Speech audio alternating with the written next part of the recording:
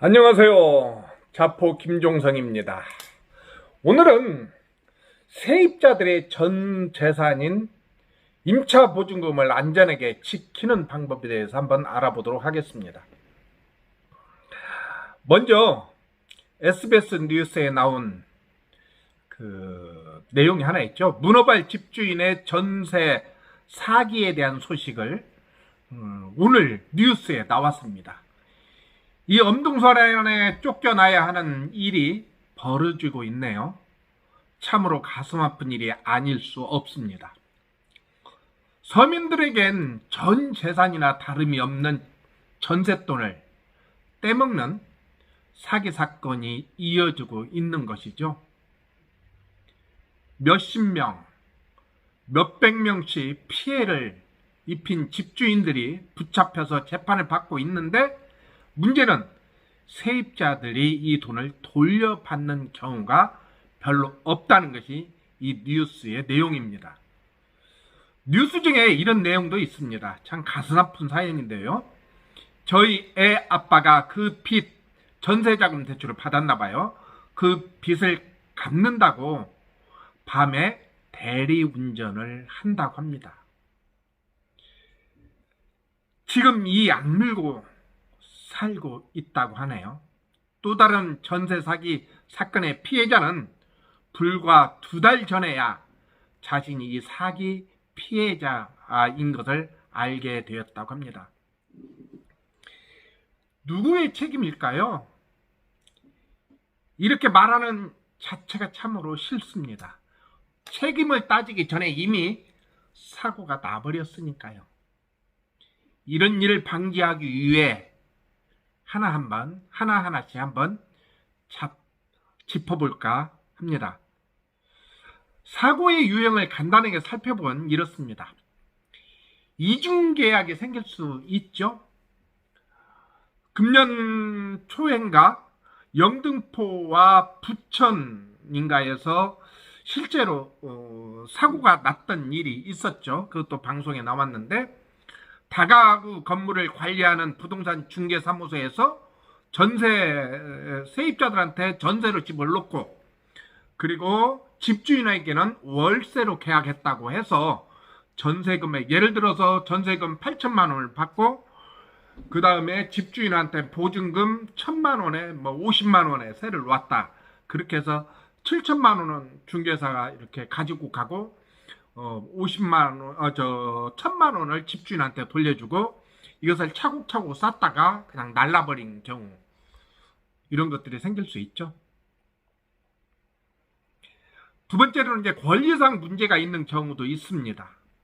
세입자가 집을 나갈 때 보증금을 못 받은 상태에서 임차권 등기를 하고 집을 비운 사이에 세를 놓는 것이죠. 일반적으로 이런 것들은 직거래를 할 때 많이 생기는 현상일 수 있습니다. 그래서 사실은 저는 많은 사회적 약자, 젊은 청년들, 학생들이 직거래를 많이 하는 경향이 있어요. 직거래를. 근데 이게 상당히 위험하다고 저는 생각이 듭니다. 물론 이 이야기를 들으면 직거래 사이트를 운영하는 사람들은 다른 반론을 얘기할 수 있는데, 저는 그렇게 생각을 해봐요. 그래서 가급적이면 직거래를 하지 말고 부동산 중개사무소를 통해서 거래를 하면 어떨까, 그런 생각이 듭니다. 구체적으로 한번 살펴볼까요? 안전한 거래를 위해서는 아무튼 제가 생각하는 부동산 중개사무를 통해서 거래를 해야 하는데, 물론 이것이 100% 안전하다고는 장담할 수 없습니다. 그럼에도 불구하고 저는 부동산 중개사무소를 통해서 했으면 좋겠어요. 공인중개사는 중개 대상물에 대한 권리를 취득하고자 하는 중개 의뢰인에게 중개가 완성되기 전에 중개 대상물의 소유권, 전세권 또는 저당권, 치상권, 또 임차권 등 권리관계 등을 확인하고 이를 임차인에게 설명해야 돼요. 이 설명의 근거 자료를 제시해야 되는 게 법으로 규정되어 있어요. 또 하나 우리가 놓칠 수 있는 것 중에 하나가 있는데, 이미 해당 부동산에 대출이 많음에도 불구하고 소액 임차 보증금은 최우선 변제금이기 때문에 경매로 넘어가도 이것은 받을 수 있다라고 이야기하는 경우가 있는데요. 이것도 차칫 부동산의 경매로 넘어갈 때 은행에서는 채권자 입장에서 저 사람은 소액 임차인의 보증금을 노린 가장 임차인이라고 주장할 수 있습니다. 그래서 경매로 넘어가서 배당할 때 배당 배제를 요청하기도 하죠. 또 이런 경우도 있습니다. 현관에 적힌 호수와 등기부 등본에 나타난 호수와 건축물 대장과 다른 경우가 있습니다. 그래서 이런 것을 방지하기 위해서는 등기부 등본과 건축물 대장을 꼭 같이 놓고 봐야 됩니다.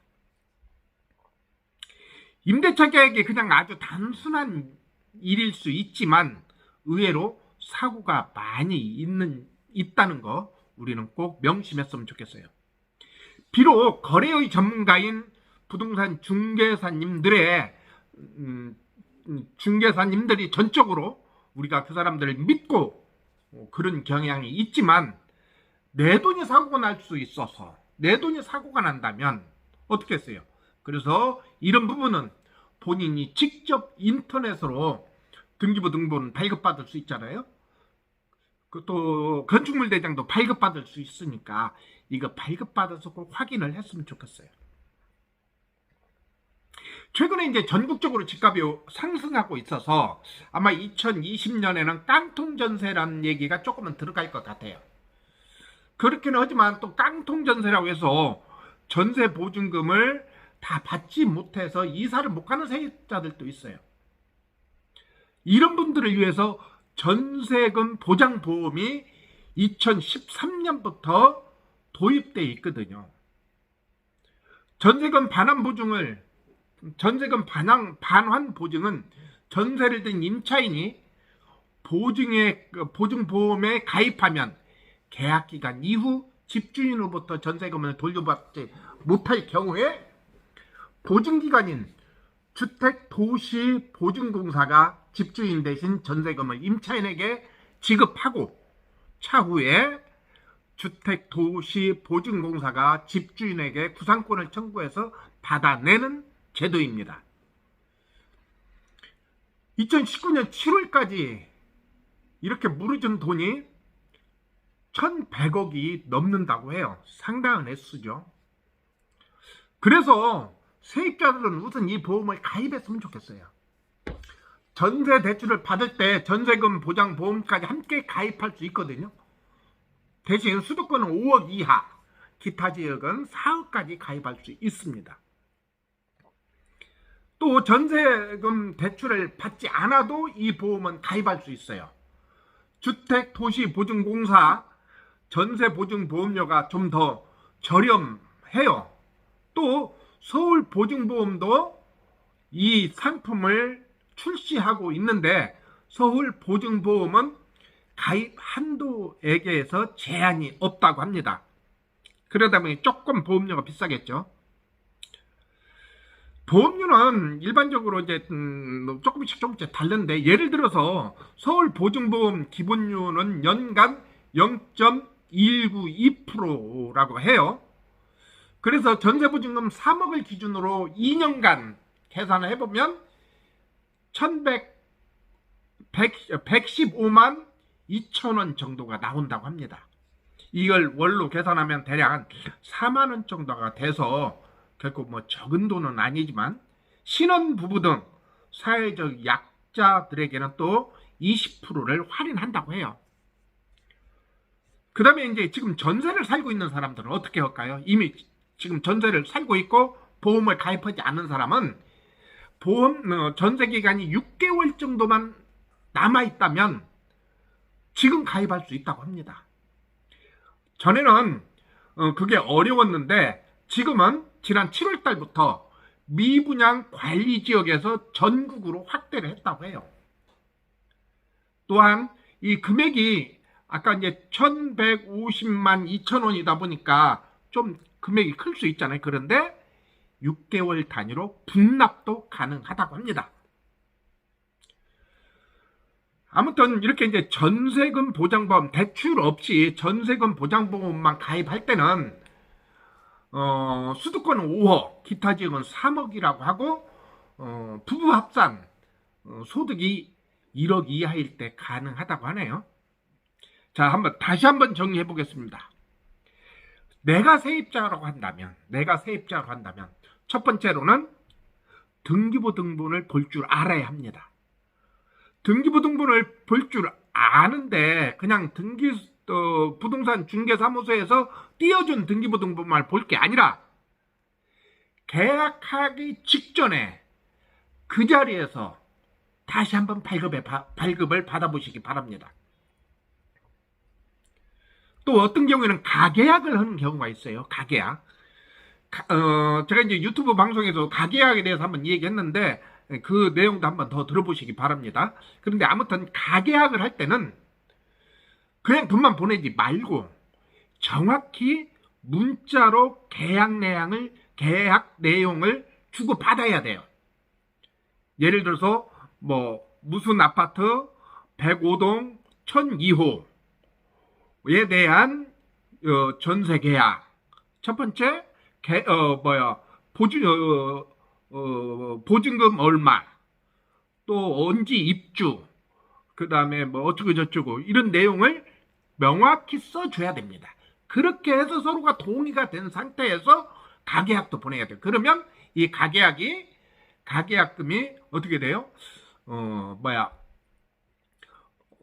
그냥 일반 본 계약하고 똑같은 효력을 가지고 있습니다. 즉 계약 해지에 따른 본계약의 위약금 배상을 받을 수 있다는 겁니다.